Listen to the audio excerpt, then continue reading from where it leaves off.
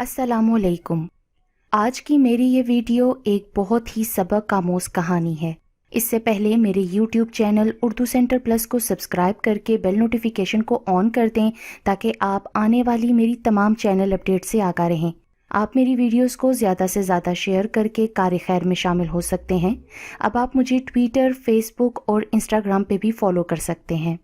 شادی کے بعد سسرال میں بہو کا وہ پہلا دن جو کچن میں گزرتا ہے بہت گھبراہٹ طاری کرنے والا ہوتا ہے۔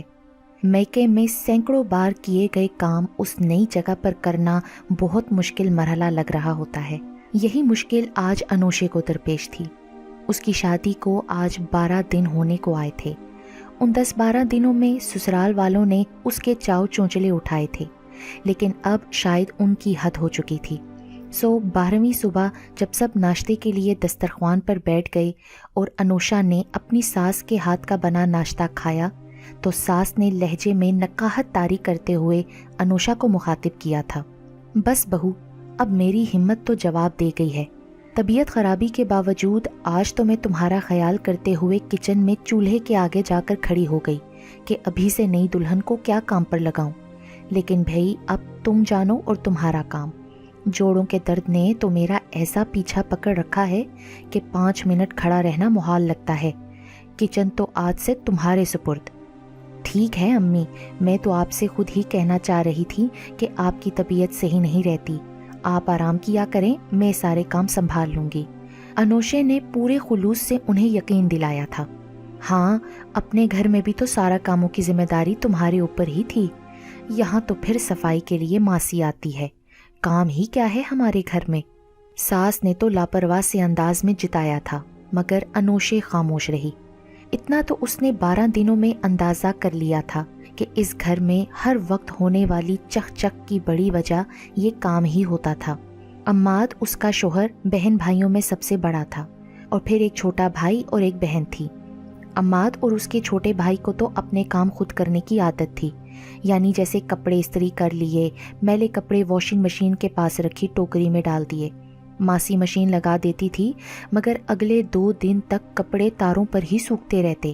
ساس کبھی تو بیٹی پر چیختی چلاتی کہ جا چھت پر سے جا کر دھلے کپڑے اتار لا، مگر بیٹی نہ سنتی، تو پھر ملازمہ کو کہتی، مگر وہ انہی کے گھر کی ماسی تھی، مزاج ان لوگوں جیسا ہی پایا تھا، حد سے زیادہ سست، کاہل اور کام چور۔ صاف انکار کر دیتی، بی بی جی کپڑے دھونے کے پیسے دیتی ہیں آپ، اتار کر لانے اور تہہ لگانے کے تھوڑی دیتی ہیں؟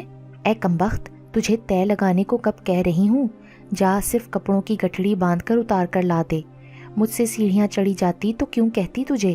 ملازمہ بھی دھلی ہوئی بیڈ شیٹ میں کپڑوں کا گٹھڑ بنا کر برآمدے میں بچھے تخت پر پٹخ دیتی، پھر وہ گٹھڑ وہیں رونق افروز رہتا۔ شوہر اور دیور اس میں سے کپڑے چھانٹ کر استری کر لیتے، بیٹی بھی اٹھا کر کپڑوں کو کہیں ادھر ادھر نہ رکھتی۔ ناشتہ ہفتے میں 3-4 بار بازار سے آتا تھا۔ سسر صاحب پورے گھر میں واحد سحر خیز بندے تھے۔ صبح فجر کے لیے اٹھتے تو عادتاً ساس کو بھی نماز کے لیے جگانے کی کوشش کرتے۔ ارے اٹھتی ہوں میاں، رات کے پچھلے پہر ہی تو جاگ کر نیند آئی ہے، ساری رات جسم میں درد ہوتا رہا ہے۔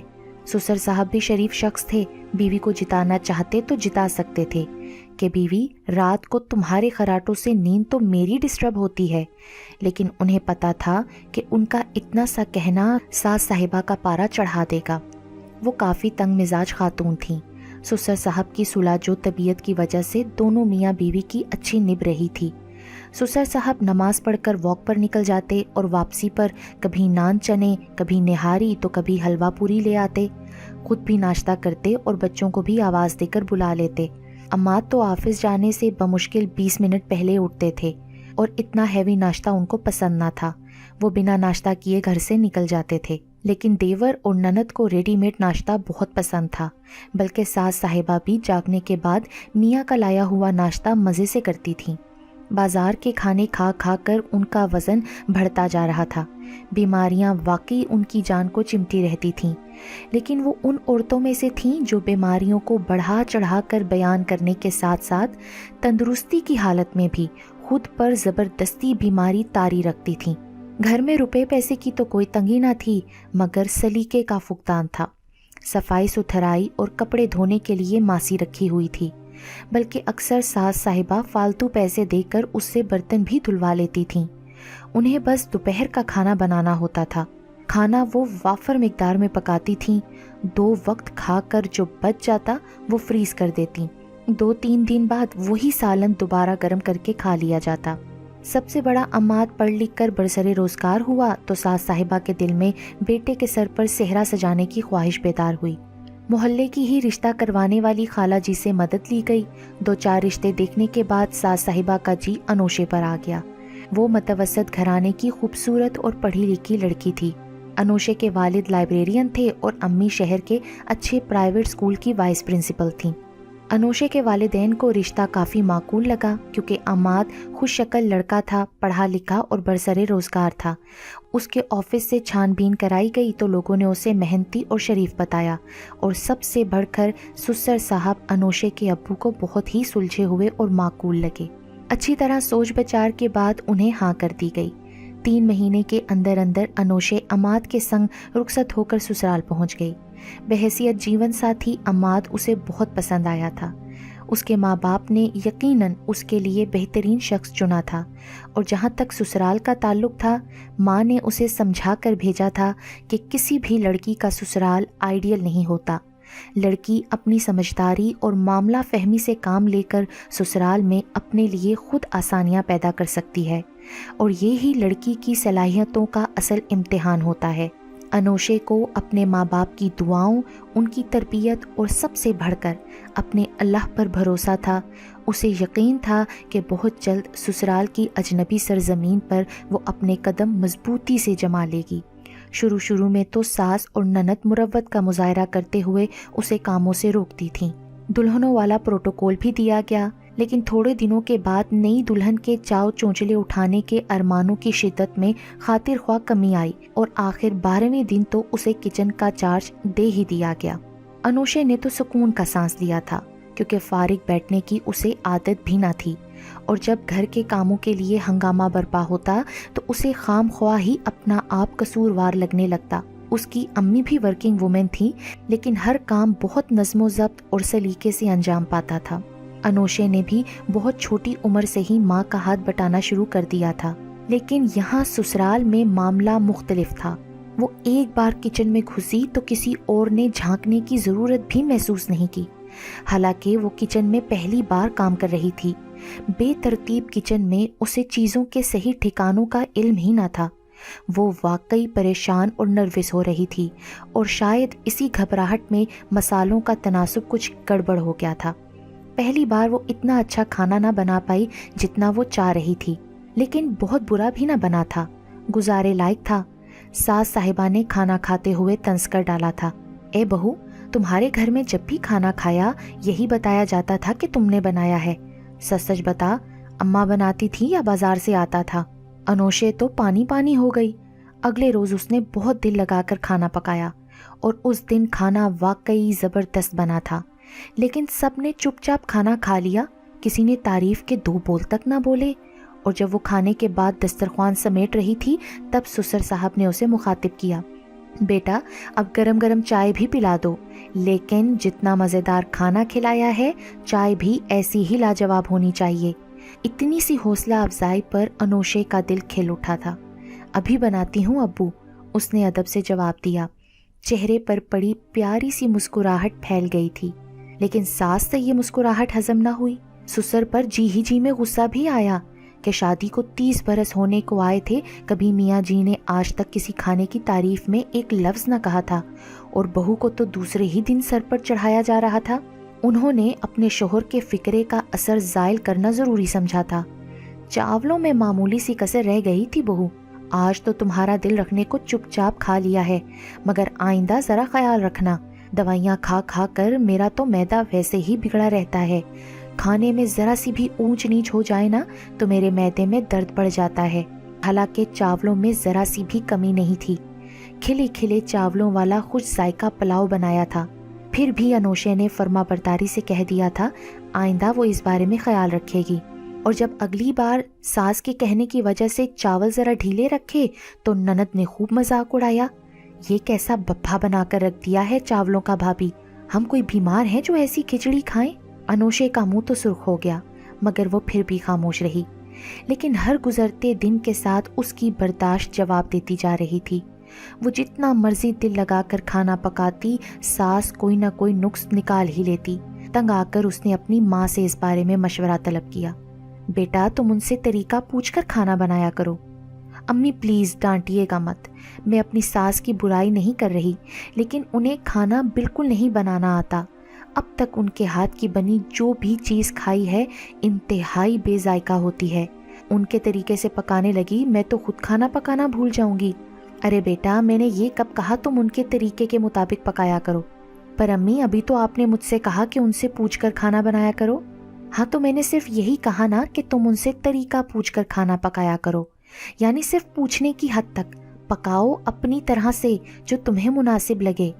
دیکھو بیٹا، بعض لوگوں کی عادت ہوتی ہے کہ وہ اپنا اختیار تو دوسروں کے سپرد کر دیتے ہیں، لیکن کوئی ان کی ذمہ داری کو ان سے بہتر انداز سے نبھائے تو لاشعوری طور پر وہ یہ بات برداشت نہیں کر پاتے اور بلا وجہ کی تنقید شروع کر دیتے ہیں۔ جہاں تک میں تمہاری ساس کو سمجھ پائی ہوں، تمہاری ساس نے تمہیں کچن کا چارج دے تو دیا ہے، لیکن یہ بات کبھی کبھار انہیں بے اطمینانی میں مبتلا کر دیتی ہے۔ بس یوں سمجھ لو کہ اپنی راجدھانی میں کسی اور کی شراکت برداشت کرنا مشکل کام ہوتا ہے۔ تم ایسا طرز عمل اپناؤ کہ وہ تمہیں اہمیت ملنے پر خود کو غیر اہم نہ سمجھنے لگیں، بلکہ انہیں یہ باور کراؤ کہ گھر میں ان کا وجود ابھی بھی بہت ضروری ہے اور اہم ہے، اور تم بھی اپنے کاموں میں ان کی رائے کی محتاج ہو۔ مجھے امید ہے کہ پھر وہ تمہارے کاموں میں نکتہ چینی نہیں کریں گی، اور اگر ان کی روش برقرار رہی تو پھر کوئی اور ترکیب لڑائیں گے۔ لیکن بیٹی کو کوئی اور ترکیب لڑانے کی ضرورت ہی محسوس نہ ہوئی، کیونکہ ماں کی ترکیب کارگر رہی تھی۔ انوشے دل سے ان کی عقل مندی کی قائل ہو گئی۔ کھانا پکانے سے پہلے اپنی ساس سے ایک بار طریقہ پوچھ لیتی اور اس طریقے میں اپنی مرضی کی رد و بدل کے ساتھ کھانا پکاتی تھی، اور اگر کوئی تعریف کرتا تو فراخ دلی سے کریڈٹ ساس کو دے دیتی کہ امی سے پوچھ کر بنایا ہے۔ ساس یہ جواب سن کر مطمئن ہو جاتی۔ اسی طرح روزمرہ زندگی میں بہت سے چھوٹے بڑے معاملے ایسے ہی تھے جو انوشا نے سمجھداری سے نمٹائے تھے۔ اب اس کی شادی کو 3 برس ہونے کو آئے تھے اور اللہ نے اسے ایک بہت پیارے بیٹے سے بھی نواز دیا تھا۔ مجموعی طور پر تو اس کے سسرال والوں سے تعلقات خاصے خوشگوار تھے، پر یہ سب اس کی سمجھداری اور معاملہ فہمی کی وجہ سے ممکن ہوا تھا۔ لیکن جب کبھی آس پڑوس میں کسی بہو اور سسرال والوں کی کھٹپٹ کا پتہ چلتا تو نند مسکراتے ہوئے اپنی بھابھی کو جتاتی، دیکھ لیں بھابھی، قدر کریں ہماری، کتنے اچھے ہیں ہم، آج تک ہماری معمولی سی بھی نوک جھوک نہیں ہوئی۔ اس بات پر انوشے، جو کل نند کے کالج کے فنکشن کے لیے ایمرجنسی سوٹ سلائی کر رہی تھی، مسکراتے ہوئے بولی، واقعی میں بہت لکی ہوں جو مجھے اتنا آئیڈیل سسرال ملا ہے۔ کیا ضرورت ہے تجھے اتنا تیار ہو کر کالج جانے کی، کم بخت، پتہ بھی ہے نظر لگ جاتی ہے تجھے، ساس نے اپنی بیٹی کو ٹوکا۔ اس میں کوئی شک نہ تھا کہ ساس کے سب بچے خوبصورتی کی تعریف پر پورا اترتے تھے، مگر نند پر تو آج کل انوکھا روپ چڑھ رہا تھا۔ شاید جوانی کی دہلیز پر قدم رکھتے ہی لڑکیوں پر عجیب نکھار آپوں آپ اتر آتا ہے۔ اسی خوبصورتی ہی کی وجہ سے نند نے ابھی BA بھی پاس نہ کیا تھا کہ اچھا رشتہ آ گیا، گھر والوں کو ہاں کرتے ہی بنی۔ سو خالہ کے جیٹ کے لڑکے کے ساتھ نند کا رشتہ طے پا گیا۔ انوشے پر آج کل دوہری ذمہ داری تھی۔ نند کے ساتھ بازاروں کے چکر لگتے تھے کہ ساس کے جوڑوں کے درد کی وجہ سے ان کا چلنا پھرنا محال تھا۔ بازار سے واپسی پر نند تو خوشی خوشی گھر والوں کو شاپنگ دکھانے لگتی اور انوشے کچن کی راہ لیتی۔ یہ غنیمت تھی کہ انوشے کا بیٹا دادا دادی چاچو اور پھوپھی سے بہت مانوس تھا، اس لیے انوشا کو تنگ نہ کرتا تھا۔ کاموں کی زیادتی کی وجہ سے کبھی کبھار تو انوشے بیٹے کے ساتھ لاڈ پیار کرنے کو ترس جاتی تھی۔ انوشے کبھی اپنی ماں سے تھکاوٹ کی شکایت کرتی تو ماں پیار سے سمجھاتی، کاموں سے ہونے والی تھکاوٹ تو رات سو کر اتر جاتی ہے بیٹا، ہر صبح تم تازہ دم ہو کر بیدار ہوتی ہو، شکر کرو اس گھر میں تمہیں کوئی ذہنی ٹینشن نہیں ہے۔ پھر کچھ ہی تو عرصے کی بات ہے، تمہارے دیور کی شادی ہو جائے گی، دیورانی جب آئے گی تو تم سے کام کا بوجھ کم ہو جائے گا۔ لیکن دیور سے پہلے اس کی چھوٹی نند کی شادی تھی، اور شادی نے تو اسے بری طرح تھکا ہی ڈالا تھا۔ اس روز جب وہ اپنے شوہر عماد اور نند کے ساتھ جیولر کے پاس گئی تھی، گھر واپس لوٹی تو پتہ چلا نند کے سسرال والے چوڑیوں اور جوتوں کا ناپ لینے آ رہے ہیں۔ نند تو اپنی تیاری میں لگ گئی، لیکن انوشے کے کندھوں پر ایک پرتکلف لنچ تیار کرنے کی ذمہ داری آ پڑی۔ پھر بھی مناسب وقت پر اچھے طریقے سے اس نے ہر کام کو پایہ تکمیل تک پہنچایا۔ نند کے سسرال والوں نے کھانا کھا کر دل کھول کر تعریف کی۔ واقعی بہت ذائقہ ہے آپ کی بہو کے ہاتھ میں، ہر چیز لاجواب ہوتی ہے۔ نند فوراً ہی بول پڑی کہ بھابھی واقعی کھانا مزے کا بناتی ہیں، لیکن طریقہ امی سے پوچھتی ہیں۔ بس یوں سمجھیں کہ ریسیپی امی کی اور محنت بھابھی کی۔ انوشے نے دل میں ہی شکر ادا کیا کہ اسے محنت کا کریڈٹ تو کسی نے دیا۔ اللہ اللہ کر کے نند کی شادی کے ہنگامے ختم ہوئے اور وہ پیادے سدھار گئی۔ اس کی شادی کے بعد انوشے نے سکون کا سانس لیا تھا۔ انوشے کی نند بھی اپنے سسرال میں بڑی بہو تھی۔ شادی کے 2 ہفتے بعد اس سے کھیر پکوائی کی رسم پوری کروا لی گئی تھی۔ اس دن نند بار بار ماں کو فون کھڑکا رہی تھی۔ سسرال میں پہلی بار کچھ پکاتے ہوئے وہ بہت گھبرا رہی تھی۔ کھیر کے ساتھ ساتھ اسے دوپہر کے کھانے کی بھی تیاری کرنی تھی۔ ساس نے اپنی بیٹی کو پکانے کا طریقہ بھی بتا دیا۔ پاس کھڑی انوشے کا جی چاہا کہ وہ ساس کے ہاتھ سے فون لے کر خود اپنی نند کو گائیڈ کرے، لیکن ساس نے پہلے ہی خدا حافظ کہہ کے فون بند کر دیا۔ بہو میرے سر میں تیل کی مالش کر دو، تھوڑی دیر بعد میں نہاؤں گی، ساس نے اسے مخاطب کیا۔ انوشے تابیداری سے ساس کا حکم بجا لائی۔ ان کے سر میں تیل لگا کر ان کے کپڑے پریس کیے۔ اتنے میں دیور کے کچھ دوست آ گئے۔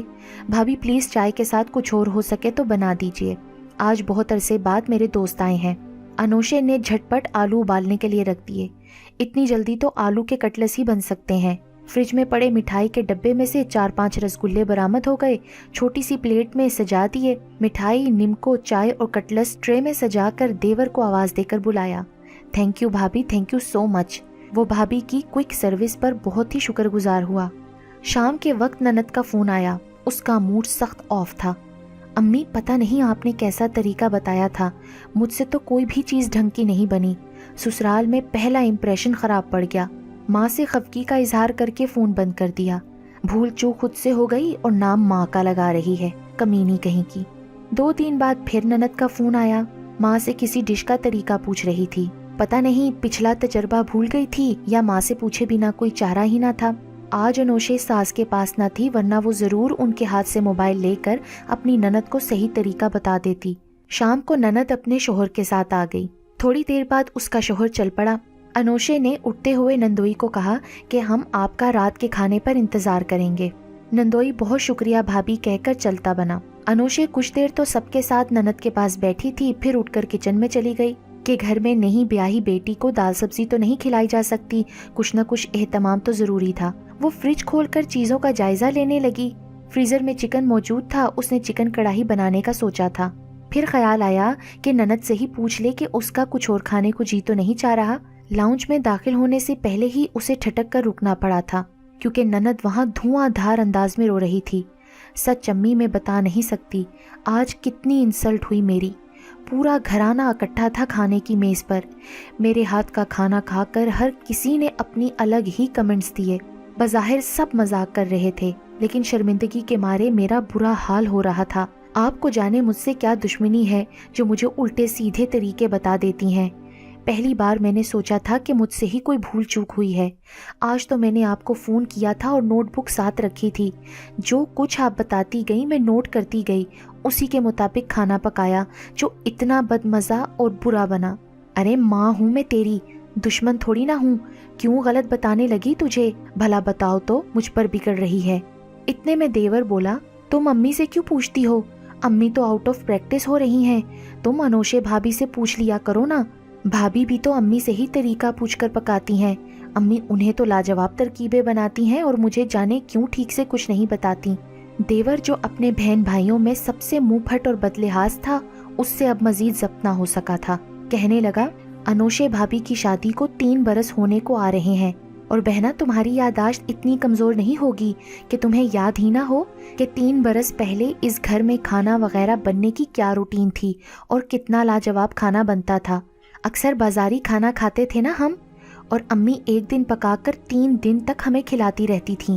شاید اسی لیے ہم سب باہر کے کھانے کو ترجیح دیتے تھے۔ گھر کا ذائقہ دار کھانا کیا ہوتا ہے اس بات کا ہمیں علم تو عماد بھائی کی شادی کے بعد پتہ چلا، اور تم آج جو بلا وجہ روتی دھوتی میکے آئی ہو، اپنے اندر کچھ برداشت پیدا کرو۔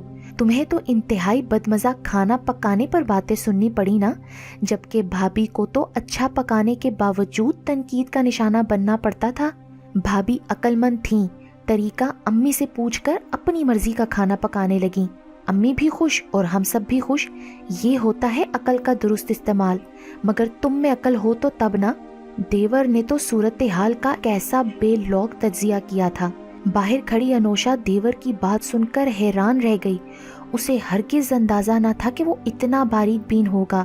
ساس تو بیٹے کی بات سن کر کچھ بولنے ہی لگی تھی کہ سسر صاحب بول پڑے، میرا بیٹا صحیح کہہ رہا ہے، تمہیں اپنی ماں کی بجائے اپنی بھابھی کی رہنمائی درکار ہے بیٹی۔ صرف کھانا پکانے کے معاملے میں ہی نہیں بلکہ سسرال میں کس طرح ایڈجسٹ ہوا جا سکتا ہے، تمہیں بہتر طور پر تمہاری بھابھی گائیڈ کرے گی۔